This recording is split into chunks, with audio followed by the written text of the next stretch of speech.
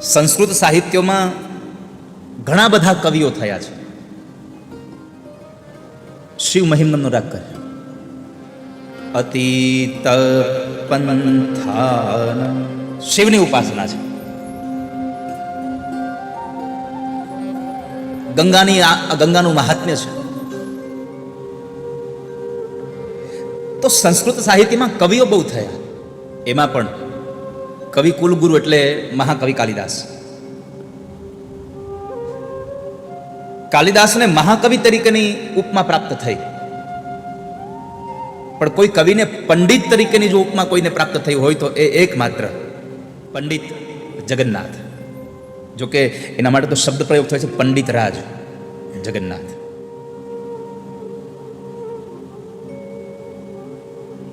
લોકો અનેક અનેક દેવી દેવતાઓના ઉપાસક હોય, પણ આ પંડિત રાજ જગન્નાથ માં ગંગાના ઉપાસક હતા. કોઈ સગુણની ઉપાસના કરે, કોઈ નિર્ગુણની ઉપાસના કરે, આમણે ગંગાની ઉપાસના કરી. એક કથા છે એવી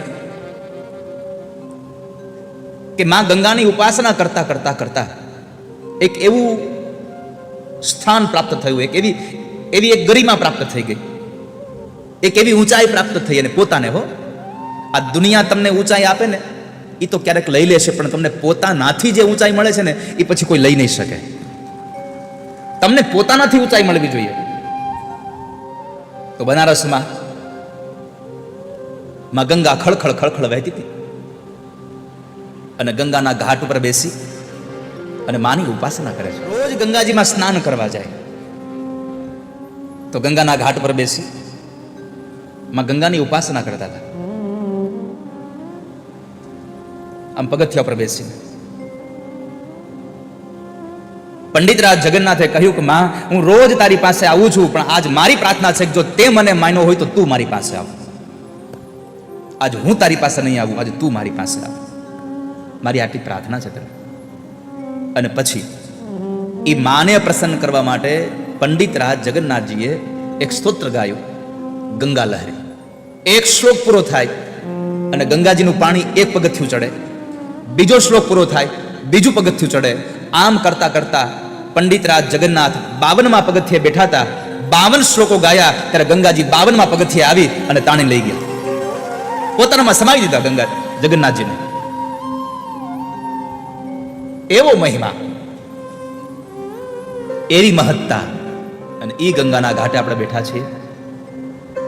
એ આપણું પરમ સૌભાગ્ય છે વાલા ભક્તજનો. આખી પૃથ્વીનું એવું પરમ સૌભાગ્ય છે કે જ્યાં આપણને માં ગંગા મળી છે. ભગવાન શિવ કે જેને લીલા માત્રથી આખા બ્રહ્માંડની રચના કરી છે, જેને વિશ્વનું સર્જન કર્યું, વિશ્વનું પાલન કર્યું, વિશ્વનો સંહાર કર્યો, પણ માં, મને એટલી ખબર છે કે ભગવાન શિવના ઐશ્વર્ય કરતા પણ ચડિયાતું ઐશ્વર્ય કોઈનું હોય તો હે માં ગંગા તારું છે.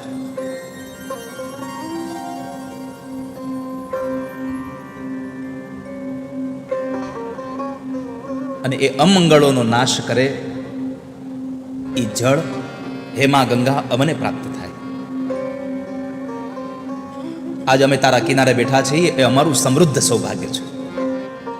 સમૃદ્ધમ સૌભાગ્યમ સકલ વસુધાયા કિમપી મહેશ્વર્યમ લીલા જનિત જગત ખંડ પરશો